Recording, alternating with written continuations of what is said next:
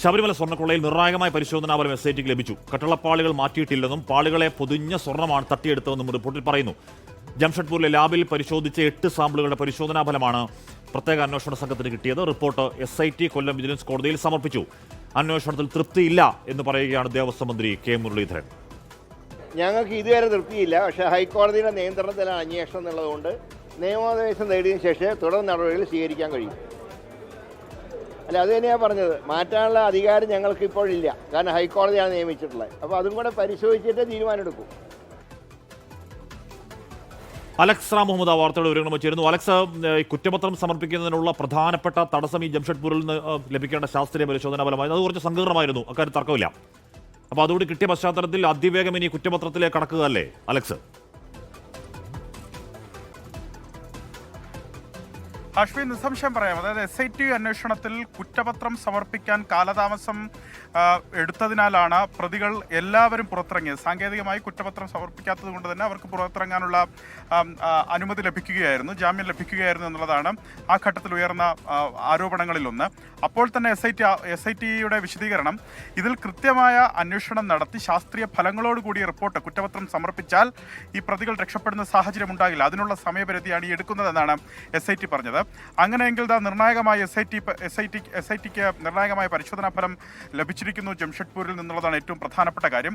ഇതിൽ കഴിഞ്ഞ 4 മാസം മുമ്പാണ് ഈ ശബരിമല ദ്വാരപാലക ശില്പപാളികളിൽ നിന്നും ഒപ്പം കട്ടളപ്പാളിയിൽ നിന്നുമൊക്കെ സ്വർണ്ണ സാമ്പിളുകൾ ശേഖരിച്ച് വീണ്ടും പരിശോധനയ്ക്ക് അയച്ചത്. നമുക്കറിയും, നേരത്തെ VSCയിൽ പരിശോധന നടത്തിയിരുന്നു. പക്ഷെ അവിടുത്തെ ഫലം ആ റിപ്പോർട്ടിൽ പൂർണ്ണ തൃപ്തിയില്ലായിരുന്നു SITക്ക്. തുടർന്നും അതുമാത്രമല്ല, ഹൈക്കോടതി ഇടപെട്ട് ശാസ്ത്രീയമായ പരിശോധന കൃത്യമായി നടത്തണം ഈ സ്വർണ്ണ പൂശിയതുമായി ബന്ധപ്പെട്ടെന്ന് ഹൈക്കോടതി നിർദ്ദേശമുണ്ടായിരുന്നു. അതിന് പിന്നാലെയാണ് ജംഷഡ്പൂരിൽ അയക്കാൻ തീരുമാനിച്ചതും അങ്ങനെ അയച്ചതും. 8 സാമ്പിളുകളാണ് ഈ സ്വർണ്ണപ്പാളികളിൽ നിന്നും ഈ കട്ടളപ്പാളിയിൽ നിന്നും അത് ദ്വാരപാലക ശില്പപാളികളിൽ നിന്നും അയച്ചത്.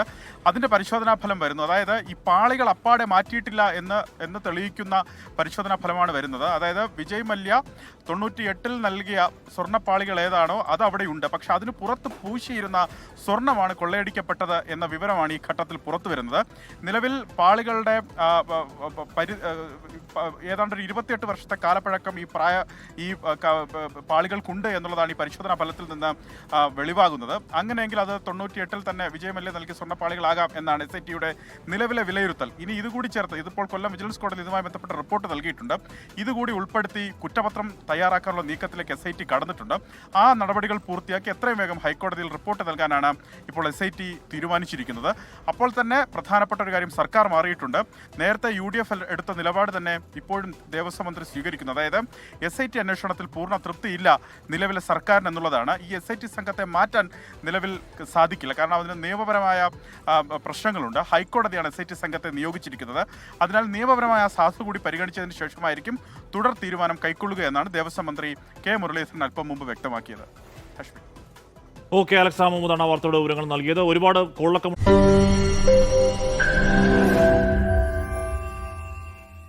ലോകത്തെവിടെയായാലും ഏത് സമയത്തും 24 വാർത്തകളും ഓഗ്മെന്റഡ് റിയാലിറ്റി പാക്കേജുകളും എക്സ്പ്ലെയിനറുകളും വിശദമായി കാണാൻ ഞങ്ങളുടെ YouTube ചാനൽ നിങ്ങൾക്ക് സബ്സ്ക്രൈബ് ചെയ്യാം.